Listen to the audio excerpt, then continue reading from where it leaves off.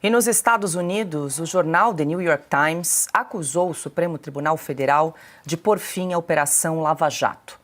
Publicada no domingo, a reportagem intitulada "Um caso de corrupção que se espalhou pela América Latina está sendo desfeito" afirma que a Corte Brasileira silenciosamente enterrou a operação, descrita como uma das maiores ações anticorrupção da história recente.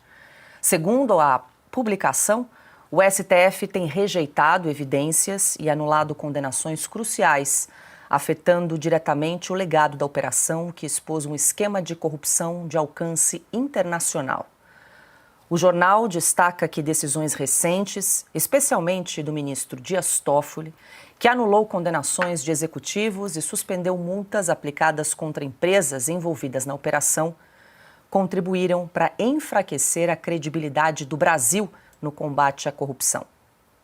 A matéria enfatiza ainda o papel central de Dias Toffoli no desmonte da Lava Jato. Antes de ser indicado ao Supremo por Lula, no ano de 2009, Toffoli atuou como advogado do PT e conselheiro jurídico do ex-presidente. Essa conexão, segundo o The New York Times, levanta questionamentos sobre sua imparcialidade em decisões que afetam diretamente aliados do partido.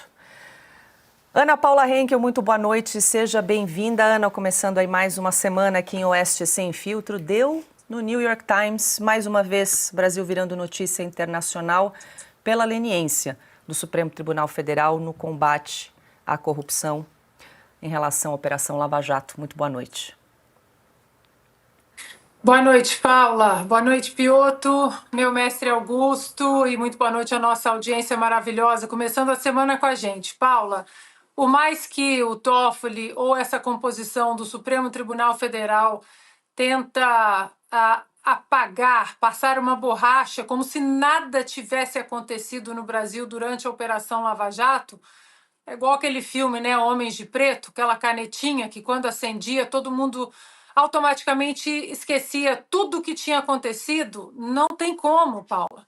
Os rastros da Operação Lava Jato, as provas da Operação Lava Jato, elas estão muito bem estabelecidas fora do Brasil. E por mais que o Toffoli, Barroso, Gilmar Mendes, Alexandre de Moraes, todos eles tentem de alguma forma florear, digamos assim, a presidência de um ex-condenado, não tem como. O próprio Departamento de Justiça daqui dos Estados Unidos tem um acordo de quase 4 bilhões de dólares com a Odebrecht, com a Braskem, com empresas que estavam metidas em grandes esquemas de corrupção, e isso não tem como apagar. Então, Paula, infelizmente, hoje, o Brasil de 2024, que dentro da Operação Lava Jato lá atrás, colocou um ramo, né, um caminho de esperança até para os investidores aqui fora. Não, o Brasil está levando a corrupção a sério. Não haverá mais a tal insegurança jurídica, a corrupção, a leniência com corruptos e bandidos. E, claro que investidores, eles olharam para o Brasil com olhos esperançosos. É ali que nós vamos investir o nosso dinheiro, pois hoje o Brasil de 2004 não passa de um país visto conivente e leniente com a corrupção e o pior, Paula, o pior, uma conivência que vem da Suprema Corte da Nação. Adalberto Piotr, muito boa noite, seja bem-vindo, Piotr.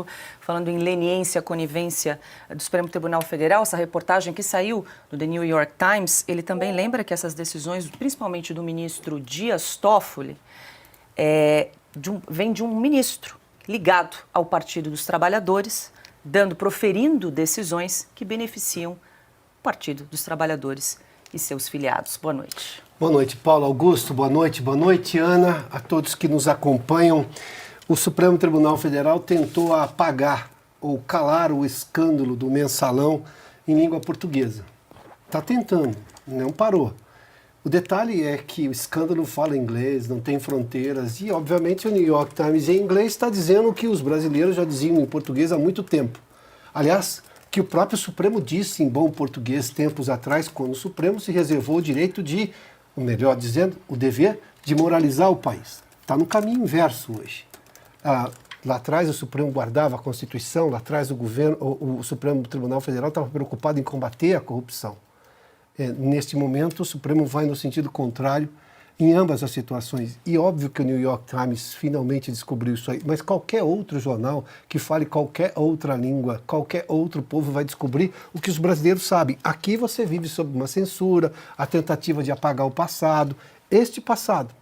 E nesse caso especificamente que o jornal se debruça, ou em parte do que o jornal se debruça, é algo que a gente fala aqui na Revista Oeste com muita frequência. Foram, digamos, corruptos que disseram que corromperam, ou que pagaram propina. Nós estamos falando de acordo de leniência, digamos, desvio de dinheiro ali, confessado. De repente vem o Supremo, e no caso cita o próprio ministro Dias Toffoli, que jamais seria, num país que tivesse preocupado com a lisura, jamais seria ministro supremo, sendo indicado pelo presidente Lula, tendo sido advogado do PT. Mas vamos lá, vamos fazer um reparo aqui ao New York Times. O Toffoli é ministro do Supremo, se não me engano, acho que do segundo mandato do Lula, do primeiro mandato do Lula, 2009, o segundo mandato do Lula. Lá já estava o escândalo. Tem um outro advogado do presidente Lula, que agora também é ministro do Supremo. Essas coisas se desenham, mas boa parte da imprensa estrangeira, até pela talvez dificuldade de entender ou vivendo de ideologias, achava que não, que o Lula seria a salvação do país. Estes ministros todos foram indicados pelo Lula. Ou tem a anuência do Lula, ou tem a parceria do Lula nesse consórcio do qual a gente define, que governa o Brasil hoje, o qual a gente também critica, porque, digamos, passou de qualquer limite do que se espera e está escrito na Constituição.